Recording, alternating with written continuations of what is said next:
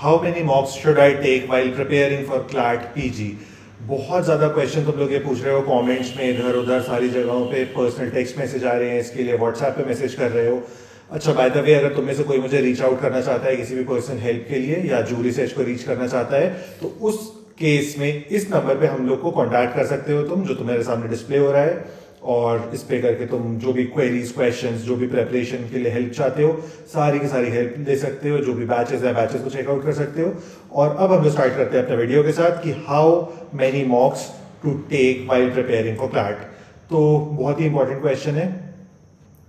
जब भी हम लोग क्लैट के लिए प्रिपेयर करते हैं, आई होप तुम में से बहुत सारे लोगों ने क्लैट यूजी के लिए भी प्रिपेयर किया होगा, अब क्लैट पीजी के लिए प्रिपेयर कर रहे हो, तो यहाँ पे हमको दोनों ही सिचुएशन में कंफ्यूजन होती है कि हमें कितने मार्क्स देने चाहिए।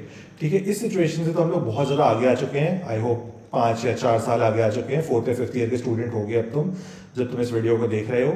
तो यहाँ पे नंबर ऑफ मार्क्स ऐसा नहीं है कि सारे के सारे लोगों के लिए सेम है। जैसे क्लैट यूजी में होता है कि हर इंसान को एटलीस्ट 1 या 2 मार्क्स देने ही देने हैं, कुछ एक basic amount of practice, basic amount of पढ़ाई करनी ही करनी है। उस तरह से क्लैट पीजी वर्क नहीं करता है। यहाँ पे चीज़ें बहुत ज़्यादा चेंज हो जाती हैं फ्रॉम क्लैट यूजी और एनी अदर कॉम्पिटिटिव एग्जाम, क्योंकि जो लॉ के सारे सब्जेक्ट्स होते हैं वो बहुत ज़्यादा थियोरेटिकल होते हैं। इसमें थियोरेटिकल नॉलेज बहुत ज़्यादा होता है, उसमें सारे के सारे बैकअप जो होते हैं वो केस लॉज होते हैं। तो इसलिए सारे के सारे लोगों के लिए बहुत ही डिफरेंट होगा ये नंबर। तो इस नंबर पे लेकर हम लोग सारे अलग अलग कैटेगरीज के लोगों के लिए बात करेंगे कि क्या करना चाहिए, कैसे करना चाहिए। ठीक है, तो जैसा कि अब तुम लोगों को पता है कि मतलब मैं कुछ बेसिक चीजें और तुम लोगों को बता देता हूं कि 60 डेज सिर्फ बचे हुए हैं यहां से हमारे एग्जाम के लिए, यानी कि 1 दिसंबर के लिए। इस पीरियड के बीच में तुम्हें कितने टेस्ट देने हैं ये सबसे इंपॉर्टेंट है। अच्छा, मैं 2 कैटेगरीज में तुम्हें डिवाइड कर दे रहा हूं। कैटेगरी 1 इज, तुमने हो सकता है अभी 1 महीने पहले, 2 महीने पहले, 1.5 महीने पहले प्लान किया हो कि मुझे क्लैट पीजी दे देना चाहिए। ठीक है, तो ये वाली कैटेगरी हो गई। या फिर हो सकता है कि तुमने अभी बिल्कुल स्टार्ट किया हो, ठीक है, अपनी प्रेपरेशन को। दूसरी स्टेट हो सकती है कि तुम ऑलरेडी पढ़ाई कर रहे थे, अब उसमें हो सकता है कि तुम किसी कोचिंग इंस्टीट्यूट में एनरोल्ड थे या नहीं थे, या सेल्फ प्रेप कर रहे थे, जिस भी तरह से कर रहे थे। तो ये जो लोगों ने स्टार्ट किया है उनके लिए क्या होना चाहिए, जिन लोगों का एक लेवल पे आ चुकी है प्रेपरेशन उनके लिए क्या होना चाहिए, इसको हम लोग इस तरह से डिवाइड कर देंगे। तो इन दोनों ही कैटेगरीज में जो फर्स्ट चीज हमें निकालनी चाहिए, जो एक कॉमन चीज है, कि आपको ये आइडेंटिफाई करना होगा कि आपका गोल क्या है। देखो, 2 गोल्स हो सकते हैं तुम्हारे क्लैट पीजी देने के।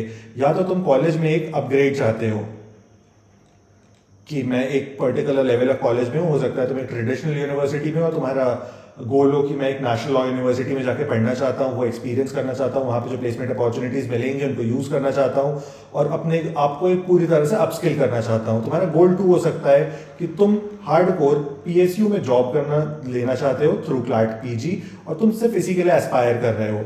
ये दोनों सिचुएशंस बहुत डिफरेंट है और दोनों के लिए बहुत डिफरेंट अप्रोच लगेगी।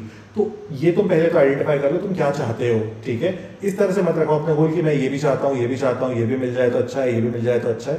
उस वाली सिचुएशन में बहुत ज्यादा प्रॉब्लम होती है।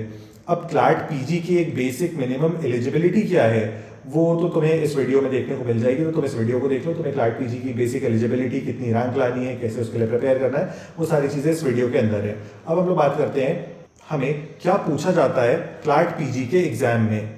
देखो, ये सारी चीजें मैं तुम्हें इसलिए बता रहा हूँ क्योंकि अगर तुम्हें ये पता होगा तब तुम डिसाइड कर पाओगे कि तुम किस लेवल ऑफ प्रेपरेशन पे हो और तुम्हें कितने मार्क्स देने हैं।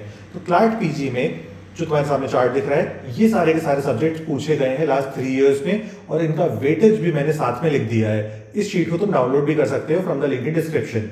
ठीक है, ये बहुत ही इंपॉर्टेंट चीज है और इसको तुम बहुत अच्छे से देख लो, बहुत अच्छे से एनालाइज कर लो, क्योंकि ये तुमको थ्रू आउट द प्रिपरेशन, यानी कि नेक्स्ट 2 मंथ में मेरे को लगता है तुमको 15 से 16 बार इसको देखना चाहिए। और बैक टू बैक अगर तुम इसको देखोगे तो तुम्हें अंदाजा रहेगा कि जूरिस्प्रूडेंस से कितने क्वेश्चन आए, कॉन्स्टिट्यूशन से कितने क्वेश्चन आए।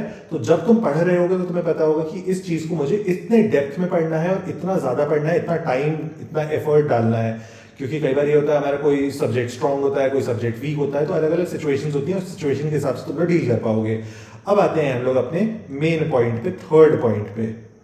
थर्ड पॉइंट पे जिस तरह से मैंने बताया था कि अगर तुमने अभी सिर्फ स्टार्ट किया है तो इस सिचुएशन में तुम्हें अभी मतलब जब भी तुम देख रहे हो तो एटलीस्ट 1 मॉक पर वीक देना तो स्टार्ट करना ही होगा एनी विच वेज। अगर तुम सिलेक्शन चाहते हो पीएसयू में या एक गुड एनएलयू में, तुम्हें एक मॉक तो मिनिमम देना होगा, और ये तुम्हारा विद टाइम इंक्रीज होता जाना चाहिए, यानी कि लास्ट 30 डेज जो होंगे उनमें यानी कि लास्ट मंथ टू क्लाट जो होगा नवंबर, इसमें मिनिमम तुम्हें 8 से 10 मॉक देने ही होंगे। इससे कम देते हो तो तुम्हें बहुत ज़्यादा प्रॉब्लम होगी, ठीक है। इसके बाद जो एक ऐसा बच्चा है जो ऑलरेडी प्रेपरेशन स्टार्ट कर चुका था, हो सकता है तुम 1-1.5 साल से पढ़ रहे हो और तुम एक गुड स्टेट ऑफ प्रेपरेशन पे हो, तो इस सिचुएशन में तुम्हें अभी से ही 2 मॉक्स देने चाहिए और इसे ग्रेजुअली तुम इम्प्रूव करते जाओ, ठीक है। अब यहाँ पे एक 4th पॉइंट है जो इसका फॉरवर्ड इंटीग्रेशन है। तुम जब भी मॉक दोगे उसकी बहुत ही अच्छी इन डेप्थ एनालिसिस होनी चाहिए, यानी कि उसको एनालाइज करने पे ज़्यादा वक्त डालो, ज़्यादा एफर्ट मारो, इंस्टेड ऑफ एक और नया मॉक देने जा रहे हो। तो अगर तुम इनमें से किसी भी सिचुएशन में हो तो तुम कोशिश करो कि जब मैंने एक मॉक दिया तो इस मॉक को मैं ज़्यादा अच्छे से एनालाइज करूं इन कंपैरिजन कि मैं एक और मॉक देने जाऊं और इन लोगों को मैच करने के लिए कोशिश करूं। और अगर तुम इस सिचुएशन में हो तो तुम दोनों मॉक्स को बहुत अच्छे से एनालाइज करो, क्योंकि तुमको अब बेसिक्स की पढ़ाई नहीं करनी है, यहाँ पे बेसिक्स की पढ़ाई करनी होगी अभी इस बच्चे को। तो यहाँ पे बेसिक्स की पढ़ाई करनी है, यहाँ पे बेसिक्स की पढ़ाई नहीं करनी है, तो तुमको डिफरेंस समझ आ रहा होगा। इस हिसाब से तुम टाइम को कंप्लीटली डिवाइड कर सकते हो। अच्छा, जब मॉक्स दोगे उसके लिए कुछ बेसिक टिप्स जो तुम्हें फॉलो करनी चाहिए। नंबर 1, तुम्हें टाइमर के साथ ही मॉक देना है। बहुत सारे लोग टेलीग्राम से इधर से उधर से निकाल के मॉक्स देते हो तुम लोग, मतलब वो चीज़ काफ़ी ओपन है, तो टाइमर के साथ दो। नंबर 2, प्रिंटेड मॉक्स दो। ऑनलाइन मॉक्स बिल्कुल भी मत दो, ऑनलाइन मॉक्स बिल्कुल हेल्प नहीं करेंगे तुमको, ठीक है, क्योंकि तुम्हारा रियल पेपर ऑफलाइन मोड पे होने वाला है, तो ऑफलाइन प्रैक्टिस करोगे तो वो ज़्यादा बेटर होगा इन कंपैरिजन टू ऑफलाइन। इसके बाद एक जो बहुत ही कॉमन क्वेश्चन है जहां पे बहुत सारे बच्चे स्टक हैं कि हमको केस लॉज को कहां से पढ़ना है, कहां से पढ़ें केस लॉज एंड कैसे पढ़ें, क्या रिसोर्सेज फॉलो करें। तो ये सारी की सारी चीज को तुम चेक कर सकते हो इस वीडियो में जो तुम्हारे सामने डिस्प्ले हो रही है। इसमें मैंने बहुत अच्छे से बहुत इन डेप्थ एक्सप्लेन किया है सारी की सारी चीज़ों को। एंड लास्टली 6th पॉइंट, अच्छा ये पॉइंट मेरा यहाँ बीच में बताने का एक छोटा सा ऑब्जेक्टिव था, मैं कवर कर देता हूँ। मेरे को ऐसा लगता है तुम्हारा जानना जरूरी है कि अचानक से हम लोग केस लॉज पे क्यों बात करने लगे, क्योंकि जब तुम मॉक दोगे तो उसमें मोस्टली तुम्हें सारी की सारी चीज़ें केस लॉ बेस्ड ही मिलेंगी, ठीक है। तो जब तुम्हें मतलब सारी की सारी चीज़ें केस लॉ बेस्ड ही करनी है तो उस पॉइंट पे तुम्हारा केस लॉ पढ़ना भी बहुत इंपॉर्टेंट है, ठीक है। तो केस लॉज के लिए तुम वीडियो को चेकआउट कर लो, हेल्प करेगा बहुत ज़्यादा। लास्ट पॉइंट, तुम्हें मॉक्स की बहुत ही अच्छे क्वालिटी के देने होंगे। देखो मार्केट में बहुत सारे तरीके के मॉक्स अवेलेबल हैं, बहुत सारे ऐसे मॉक्स अवेलेबल हैं जिनका कोई रिश्ता नाता नहीं है फ्रॉम रियल क्लैट, ठीक है। तो उस पॉइंट ऑफ टाइम पे क्या होता है, जब तुम प्रिपेयर करते रहते हो और तुम्हें इस तरह के मॉक्स देते रहते हो जिनकी कोई रेलेवेंस नहीं है, कोई वैल्यू नहीं है, वो तुम्हारे नॉलेज में नहीं ऐड कर रहे हैं, उस तरह का एग्जाम आने नहीं वाला है क्योंकि वो पुराने पैटर्न पे बेस्ड हो सकते हैं और इस तरह की बहुत सारी प्रॉब्लम्स हो सकती हैं। तो उस सिचुएशन में मैं तुम्हें हाईली रेकमेंड करूंगा तुम हमारी मॉक टेस्ट सीरीज ज्वाइन कर सकते हो। और अगर तुम मॉक टेस्ट सीरीज ज्वाइन नहीं भी करना चाहते हो, स्टिल मैं तुम्हें हेल्प करने के लिए एक एक्स्ट्रा चीज़ बताऊंगा कि तुम सबसे पहले जाके जो डिस्क्रिप्शन की लिंक है उसमें एक फ्री ओपन मॉक डाला हुआ है हम लोग ने, इस ओपन मॉक को चेकआउट कर लो। इस ओपन मॉक में तुम्हें एटलीस्ट किस तरह का रियल एग्जामिनेशन आता है वो पता चल जाएगा, तो उसके हिसाब से तुम प्रिपेयर कर पाओगे, अपनी तैयारी रख पाओगे और वो तुम्हें अल्टीमेटली तुम्हारी पूरी की पूरी क्लैट पीसी जर्नी में बहुत ज़्यादा हेल्प करेगा।